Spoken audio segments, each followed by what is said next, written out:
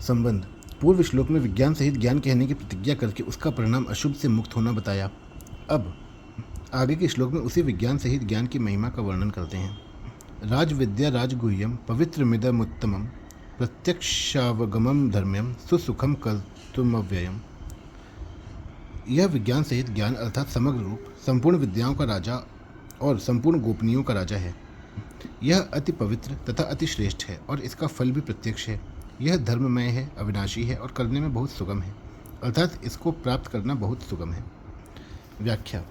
राजविद्या, यह विज्ञान सहित ज्ञान संपूर्ण विद्याओं का राजा है, क्योंकि इसको ठीक तरह से जान लेने के बाद कुछ भी जानना बाकी नहीं रहता।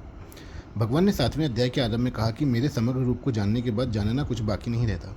15वें अध्याय के अंत में कहा कि जो असमूढ़ पुरुष मेरे को अक्षर से अतीत और अक्षर से उत्तम जानता है वह सर्वविद हो जाता है, अर्थात उसको जानना कुछ बाकी नहीं रहता।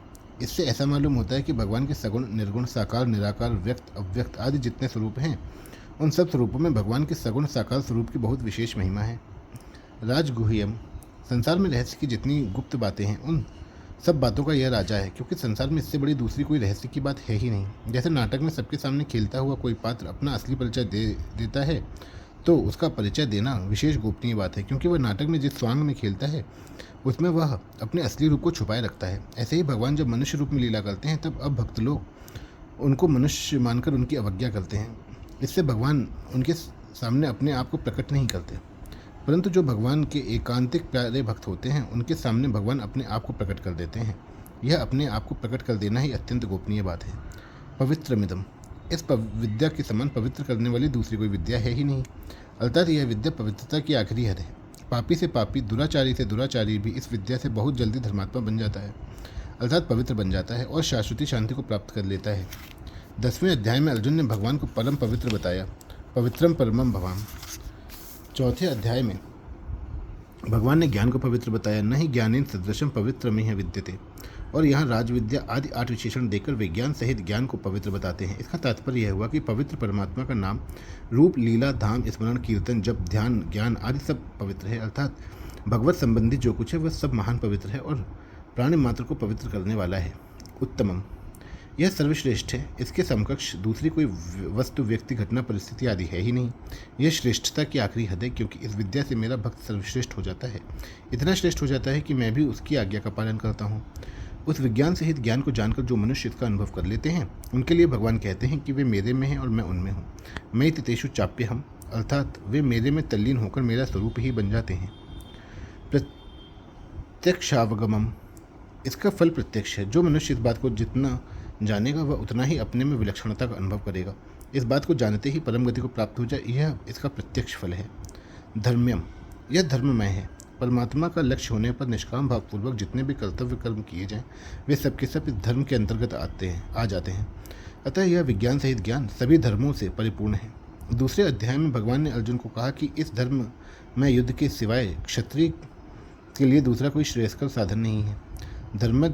धर्म्याधियुद्धात् श्रेयो अन्त्यक्त क्षत्रियस्य न विद्यते। इससे यही सिद्ध होता है कि अपने अपने वर्ण, आश्रम आदि के अनुसार शास्त्र विहित जितने कर्तव्य कर्म हैं वे सभी धर्म हैं।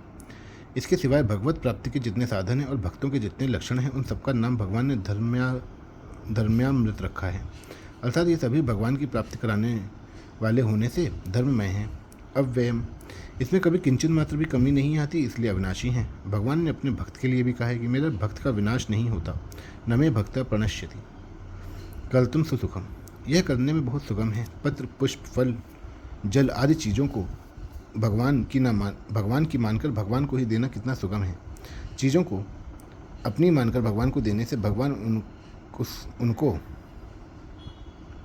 अनंत गुना कर देते हैं और उनको भगवान की ही मानकर भगवान के अर्पण करने से भगवान अपने आप को ही दे देते हैं। इसमें क्या परिश्रम करना पड़ा, इसमें तो केवल अपनी भूल मिटानी है। मेरी प्राप्ति सुगम है, सरल है, क्योंकि मैं सब देश में हूँ तो यहाँ भी हूँ, सब काल में हूँ तो अभी हूँ। जो कुछ देखने, सुनने, समझने में आता है उसमें मैं हूँ। जितने भी मनुष्य हैं उनका मैं हूँ और वे मेरे हैं, परंतु मेरी तरफ दृष्टि न रखकर प्रकृति की तरफ दृष्टि रखने से वे मुझे प्राप्त न होकर बार बार जन्मते मरते रहते हैं। अगर वे थोड़ा सा भी मेरी तरफ ध्यान दे तो उनको मेरी अलौकिकता, विलक्षणता दिखने लग जाती है तथा प्रकृति के साथ अपना संबंध नहीं है और भगवान के साथ अपना घनिष्ठ संबंध है, इसका अनुभव हो जाता है। परिशिष्ट भाव, कर्म योग तथा ज्ञान योग राजविद्या है और भक्ति योग राजगुही है। इसी अध्याय के चौथे 5वें श्लोक में राजविद्या की और 34वें श्लोक में राजगुही की बात मुख्यतः से कही गई है। प्रत्यक्षावगमम, इसका प्रत्यक्ष फल होता है कर्म योग से शांति, ज्ञान योग से मुक्ति और भक्ति योग से प्रेम प्रत्यक्ष प्राप्त होता है। भगवान के शरणागत होने पर निर्भयता, निःशोकता, निश्चिंतता और निःशंकता प्रत्यक्ष में प्राप्त होती है।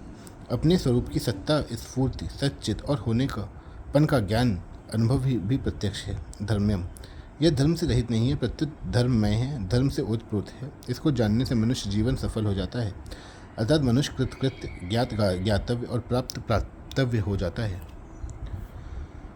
सुखम कर तुम, यह करने में बहुत सुगम है क्योंकि यह स्वतः प्राप्त है। सब कुछ परमात्मा ही है, इसमें कोई परिश्रम नहीं है, यह तो केवल स्वीकृति है। कर्मयोग की दृष्टि से जो वस्तु अपनी नहीं है परंतु दूसरे की है, उसको दूसरों की सेवा में लगा देने में क्या जोर आता है।